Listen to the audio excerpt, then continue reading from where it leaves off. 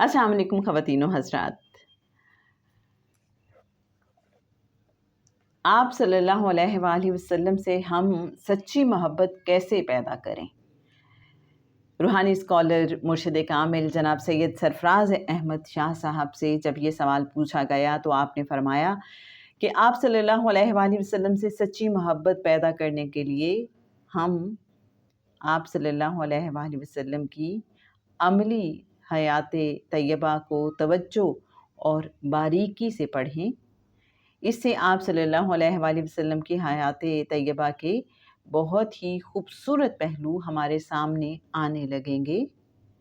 تب لا محالہ ہمارے دل میں آپ صلی اللہ علیہ وآلہ وسلم کے لیے عقیدت اور محبت پیدا ہوگی۔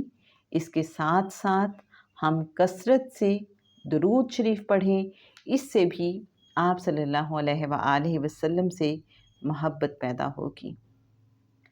میرے اچھے ناظرین، ریفرنس کے لیے بتاتی چلوں، کتاب ارجنگ فقیر، پیج نمبر 148، اور آپ کے ساتھ اپنا ایکسپیرینس ضرور شیئر کرنا چاہتی ہوں۔ شاہ صاحب نے جیسا کہ فرمایا کہ ہم آقا صلی اللہ علیہ وآلہ وسلم کی سیرت مبارکہ کو بہت توجہ اور باریکی سے پڑھیں۔ آپ جانتے ہیں، جیسا کہ آج کل ہم آپ کے ساتھ شیئر بھی کرتے ہیں، سیرت النبی صلی اللہ علیہ وآلہ وسلم پر مبنی کتاب محمد رسول اللہ صلی اللہ علیہ وآلہ وسلم، تو جن دنوں میں میں پڑھ رہی تھی اس کتاب کو، میرا خیال ہے کہ یہ وہ واحد نہیں، بلکہ واحد تو نہیں ہے، اس سے پہلے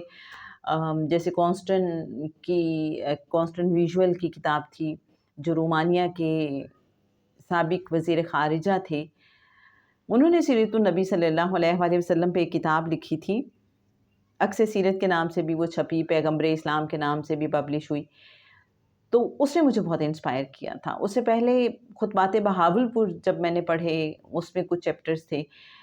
ان کو سمجھ کے جب پڑھا تو آقا صلی اللہ علیہ وآلہ وسلم کی حیات مبارکہ کو سمجھنا قدرے آسان ہو گیا۔ تو جب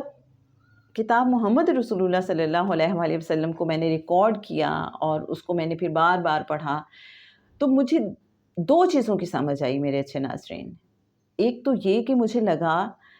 کہ اگر ہمیں قرآن پاک کو سمجھنا ہے تو آقا صلی اللہ علیہ وآلہ وسلم کی سیرت کا پتہ ہونا بہت ضروری ہے،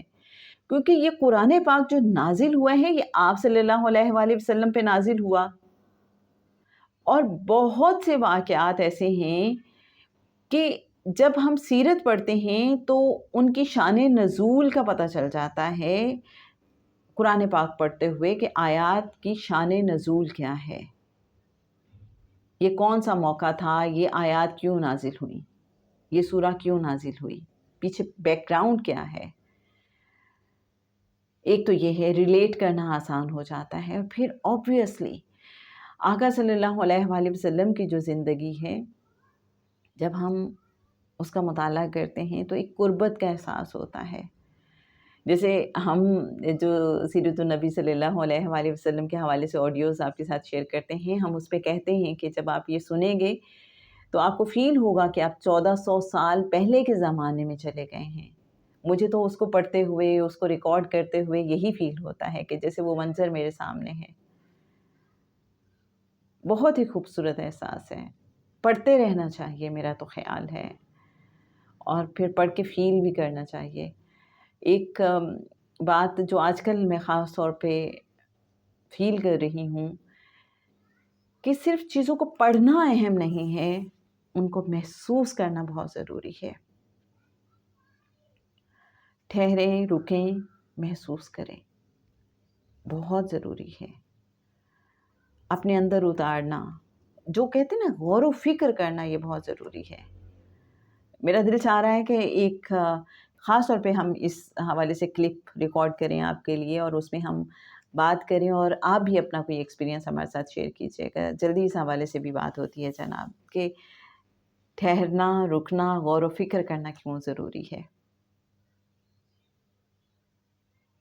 انشاءاللہ جلدی بات ہوتی ہے۔ آج کے سوال اور جواب کا ریفرنس بتاتی چلوں، ارجنگ فقیر، پیج 148۔